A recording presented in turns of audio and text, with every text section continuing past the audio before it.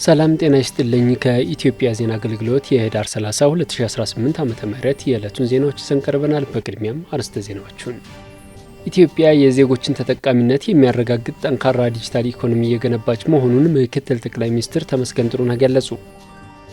የኢትዮጵያ የዲጂታል ፋይናንስና የክፍያ ስርዓት በፈጣን የእድገት ጎዳና ላይ መሆኑን የብሔራዊ ባንክ ገዢ ዶክተር ኢዮብ ተካልኝ ገለጹ። የኢትዮጵያ ሰላማዊ የኒውክሌር ልማት ከአየር ንብረት ጋር የተጣጣመ በአስተማማኝ የኃይል አቅርቦት የተመሰረተ ጠንካራ የኢኮኖሚ ስርዓት የመገንባት ራዕይን ያነገበ መሆኑ ተጠቆመ። የ5 ሚሊዮን የኢትዮ ኮደርስ ስልጠና የወጣቶችን ዓለም አቀፍ ተወዳዳሪነት በመጨመር አማራጭ የስራ ዕድል በመፍጠር ረገድ ትልቅ አስተዋጽኦ እያበረከተ እንደሚገኝ የስራና ክህሎት ሚኒስቴር ገለጸ። በዲጂታል መታወቂያ ላይ ያለውን የማንነት መረጃ መጠበቅ የሚያስችል የዲጂታል ሰርቲፊኬት አገልግሎት ይፋ ሆነ። የሚሉት የዕለቱ ዋና ዋና ዜናዎች ናቸው። ዜናዎቹን በዝርዝር እንመለከታለን። ከዜናዎቹ ጋር አህመድ መሐመድ አብሬያችሁ ቆያለሁ። ኢትዮጵያ የዜጎችን ተጠቃሚነት የሚያረጋግጥ ጠንካራ ዲጂታል ኢኮኖሚ እየገነባች መሆኑን ምክትል ጠቅላይ ሚኒስትር ተመስገን ጥሩነህ ገለጹ። ምክትል ጠቅላይ ሚኒስትር ተመስገን ጥሩነህ ከ2026 እስከ 2030 የሚተገበረውን ብሔራዊ የዲጂታል ክፍያ ስትራቴጂ ይፋ አድርገዋል። ሁለተኛው የኢትዮጵያ ዲጂታል ክፍያ ጉባኤ በአዲስ አበባ መካሄድ ጀምሯል። ምክትል ጠቅላይ ሚኒስትር ተመስገን በጉባኤው መክፈቻ ባደረጉት ንግግር ዲጂታል ኢትዮጵያ 2025 ስትራቴጂ በተሳካ ሁኔታ በመተግበር ዘርፈ ብዙ ስኬቶች መመዝገባቸውን ገልጸዋል። ኢትዮጵያ ባለፉት ጥቂት ዓመታት ተጨባጭ የዲጂታል እድገት ማስመዝገቧን ጠቅሰው የዲጂታል ፋይናንስ አገልግሎት ተደራሽነት በሚያስደንቅ ፍጥነት መስፋፋቱን ተናግረዋል። መንግስት በወሰዳቸው የሪፎርም እርምጃዎችና የመሰረተ ልማት ግንባታ ለዲጂታል ኢኮኖሚ ጠንካራ መሰረት መገንባቱን ጠቅሰዋል። በአሁኑ ወቅት የዲጂታል ፋይናንስ ምህዳሩ በየዓመቱ ከ18.5 ትሪሊዮን ብር በላይ ግብይቶችን እያስተናገደ ነው ብለዋል። የዘርፉ ለውጥ ፈጣንና አስተማማኝ የቴሌኮም የኢንተርኔት ተደራሽነትን በማስፋት የኢኮኖሚውን ዲጂታል ጉዞ እያፋጠነ መሆኑን ገልጸዋል።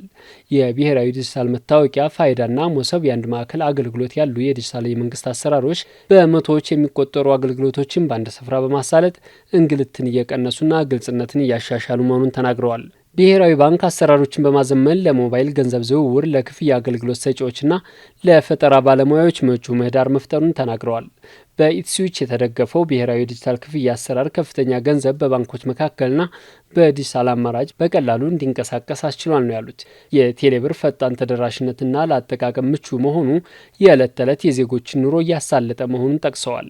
የዲጂታል አጠቃቀም ማሳደግ የአርሶና አርብቶ አደሮችን ሕይወት በማሻሻል ስራቸውን በማቅለል የፋይናንስ አገልግሎትን በቀላሉ እንዲያገኙ በማድረግ የአካታች ኢኮኖሚ እድገት ይፋጠናል ነው ያሉት። የዲጂታል ጉዟችን ቀጣዩ ምዕራፍ ሊለካ የሚገባው የሕዝባችንን ሕይወት በማሻሻል ረገድ ነው ብለዋል ምክትል ጠቅላይ ሚኒስትሩ። የኢትዮጵያ የዲጂታል ፋይናንስና የክፍያ ስርዓት በፈጣን እድገት ጎዳና ላይ መሆኑን የብሔራዊ ባንክ ገዥ ዶክተር ኢዮብ ተካልኝ ገለጹ። የኢትዮጵያ ብሔራዊ ባንክ ገዥ ዶክተር ኢዮብ ተካልኝ በኢትዮጵያ የዲጂታል ለውጥ ከፍተኛ እድገት ላይ እንደሚገኝ በአጽንኦት ገልጸዋል። የዲጂታል ክፍያ ስርዓቶች ከፍተኛ ተቀባይነት እያገኙና ለኢኮኖሚ እድገት ጉልህ ሚና እያበረከቱ መሆኑንም ጠቅሰዋል።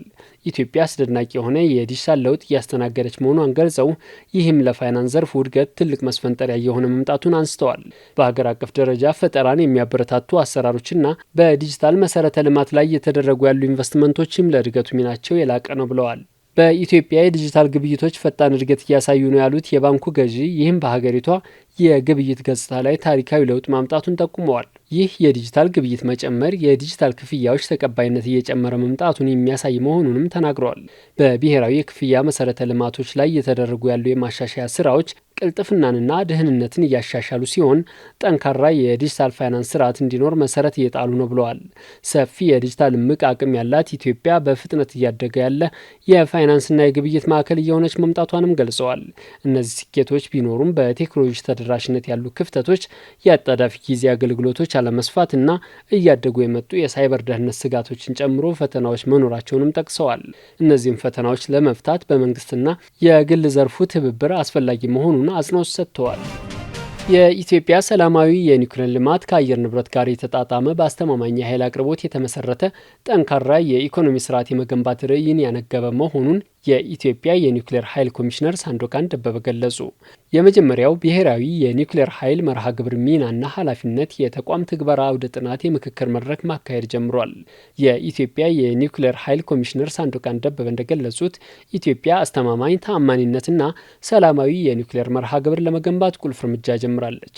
የኢትዮጵያ ሰላማዊ የኒውክሌር ልማት ከአየር ንብረት ጋር የተጣጣመ ጠንካራ የኢኮኖሚ ስርዓት የሚገነባ አስተማማኝ የኃይል አቅርቦት መፍጠርን ርዕይ ያደረገ መሆኑን ገልጸዋል። የኒውክሌር ኃይል ልማት ስራም ፈጣን የኢኮኖሚ እድገትና የህዝብ ቁጥር ታሳቢ በማድረግ በኃላፊነት ግልጽነትና ከዓለም አቀፍ የደህንነት ጥበቃና ደረጃዎች ጋር ተጣጥሞ የሚተገበር መሆኑን ተናግረዋል። በዓለም አቀፍ አቶሚክ ኃይል ኤጀንሲና በባለድርሻ አካላት ጋር በሚደረግ ጠንካራ ትብብር የተመሰረተ አጋርነት እንደሚሰሩ አረጋግጠዋል። የዓለም አቀፍ አቶሚክ ኃይል ኤጀንሲ ምክትል ዋና ዳይሬክተር ሚካኤል ቹዳኮቭ የኢትዮጵያ የኒውክሌር ልማት ለአፍሪካና ዓለም አቀፍ ማህበረሰብ ወሳኝ ወደፊት የመራመድ ምልክት ነው ብለዋል። ይህም የኢትዮጵያን የረጅም ጊዜ የኢኮኖሚ ልማትና ብልጽግና የሚደግፍ ንጹህ፣ አስተማማኝና ዘላቂ የኃይል ደህንነትን ለማስጠበቅ ስትራቴጂያዊ ምልክት ተደርጎ እንደሚወሰድ ገልጸዋል። የኢትዮጵያ የኒውክሌር ልማት ርዕይም ከህዝቧ የእድገት ምኞት ባለፈ ከአፍሪካ የመለወጥ ህልም ጋር የተጣጣመ መሆኑን ተናግረዋል።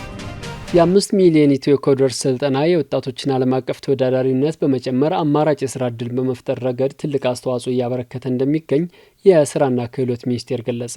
የስራና ክህሎት ሚኒስትር ዴኤታ ሰለሞን ሶካ ለኢዜአ እንዳሉት መንግስት ቴክኖሎጂን የታጠቀ ማህበረሰብን በመገንባት ዓለም የደረሰበት የእድገት ደረጃን ለማስተካከል እየሰራ ይገኛል። የኢትዮ ኮደርስ ስልጠና የዜጎች ቴክኖሎጂ አጠቃቀም ክህሎት እንዲጨምር በማድረግ ከሀገርም ባለፈ ዓለም አቀፍ ተወዳዳሪና ተመራጭ እንዲሆኑ ማስቻሉን ጠቅሰዋል። በዚህም ዜጎች ያገኙትን የቴክኖሎጂ እውቀት በመጠቀም በኦንላይን ስራ የመፍጠርና ተቀጥሮ የመስራት አማራጭ የስራ እድል እየፈጠረላቸው እንደሚገኝ ተናግረዋል። ስልጠናው ለዜጎች 3 መሰረታዊ የስራ አማራጮች ማምጣቱን ገልጸው አንዱ የርቀት የስራ ስምሪት ወይም ፍሪላንሲንግ ሲሆን ሁለተኛው ተቋማት ቢዝነስ አውትሶርስ በማድረግ የሚሰማሩበት ነው ብለዋል። እንዲሁም ሶስተኛው ዜጎች ሀገር ውስጥ ሆነው ለውጭ ኩባንያ እንደ ወኪል የሚሰሩበት ሂደት መሆናቸውንም ገልጸዋል። የኦንላይን ስራው ብዙዎች ትልቁ ትኩረት ሰጥተውት እየሰሩ እንደሚገኝ ገልጸው የውጭ ምንዛሬ ከማምጣት ባሻገር ሀገር ውስጥ ያሉ ተቋማት ተወዳዳሪ እንዲሆኑ የሚያስችል ነው ብለዋል። በዚህም በበጀት ዓመቱ ባለፉት 4 ወራት 12875 ለሚሆኑ ዜጎች የርቀት ስራ መፍጠር መቻሉም ሚኒስትር ዴኤታው ጨምረው ገልጸዋል። አሁን ላይ ዘርፉ በብዛትና በስፋት የስራ እድል እየፈጠረ እንደሚገኝ ገልጸው በተለይም የወጣቶችን ትኩረት እየሳበና ወደ ስራ እያስገባ እንደሚገኝ ጠቅሰዋል። እንዲሁም በትራንስፖርትና ሎጂስቲክስ ዘርፍ እንደ ራይድና ፈረስ ያሉ መተግበሪያዎችን በመጠቀም በሚከናወኑ ስራዎች ለበርካታ ዜጎች የስራ እድል እየፈጠረ ነው ብለዋል። በዚህም በራይድ ትራንስፖርት መተግበሪያ ብቻ በመጠቀም ለ130 ሺህ ሰዎች የስራ እድል መፍጠር መቻሉን ተናግረዋል። በዲጂታል መታወቂያ ላይ ያለውን የማንነት መረጃ መጠበቅ የሚያስችል የዲጂታል ሰርተፊኬት አገልግሎት ይፋ ሆነ። አገልግሎቱ በይፋዊ ቁልፍ መሰረተ ልማት ውስጥ የፋይዳ ደህንነት ማስጠበቂያ ቁልፎች የሚፈጠሩበትና የሚንቀሳቀሱበትን አሰራር ያካተተ ነው ተብሏል። እነዚህ ቁልፎች በዲጂታል መታወቂያ ላይ ያለውን የማንነት መረጃ ለመጠበቅ ጥቅም ላይ የሚውል የመተማመኛ ዲጂታል ፊርማ ለማዘጋጀት የሚውሉ መሆኑንም ተገልጿል። የኢንፎርሜሽን መረብ ደህንነት አስተዳደር ዋና ዳይሬክተር ትዕግስት ሐሚድ ከዚህ ቀደም ለኤሌክትሮኒክስ ፓስፖርት የዲጂታል ሰርቲፊኬት አገልግሎት መጀመሩን ገልጸው ዛሬ በይፋ የተጀመረው የፋይዳ መታወቂያ ሰርቲፊኬት አገልግሎት ቀጣይ ስራ ነው ብለዋል። የሰርቲፊኬት አገልግሎቱ የፋይዳ ዲጂታል መታወቂያ በከፍተኛ የደህንነት ደረጃዎች ባላቸው ቴክኖሎጂዎች የተጠበቀ እንዲሆን ያግዛል ነው ያሉት። የማንነት ስርቆትን ለመከላከል ማጭበርበርና የማንነት መረጃን አላግባብ መጠቀምን ለመከላከል የሚያስችል መሆኑንም አመላክተዋል። ደህንነቱ የተጠበቀ ዲጂታል መታወቂያ ጤና፣ ትምህርት፣ ባንክን ጨምሮ ሌሎች አገልግሎቶች በተሻለ መልኩ ለማግኘት ዘርፈ ብዙ ጠቀሜታ ያለው መሆኑንም ነው የገለጹት። የፋይዳን ደህንነት ማረጋገጥ ደህንነቱ የተጠበቀ አገልግሎት ተደራሽ በማድረግ የተሳለጠ አገልግሎት እንዲኖር አይነተኛ ሚና እንደሚጫወት ጠቁመዋል። የኢትዮጵያ ብሔራዊ መታወቂያ ፕሮግራም ዋና አስተባባሪ ወዳሄ አርአያ ስላሴ በበኩላቸው 29 ሚሊዮን ዜጎች የፋይዳ መታወቂያ መመዝገባቸውን ተናግረዋል። መታወቂያ ተደራሽ ከማድረግ ባለፈ ደህንነቱን ማስጠበቅ ወሳኝ መሆኑን ገልጸው ከዚህ አኳያ የሰርቲፊኬት አገልግሎቱ መጀመር ትልቅ እርምጃ ነው ብለዋል። የፋይዳ ዲጂታል ሰነዶችን ተአማኒነትን የሚጨምር መሆኑንም ጠቁመዋል። የተከበራችሁ አድማጭ ተመልካቾቻችን የህዳር 30 2018 ዓ.ም የዕለቱ ዜናዎች እነዚህን ይመስሉ ነበር። ከዜናዎቹ ጋር አህመድ መሐመድ አብሬያችሁ ቆይቻለሁ። መልካም ጊዜ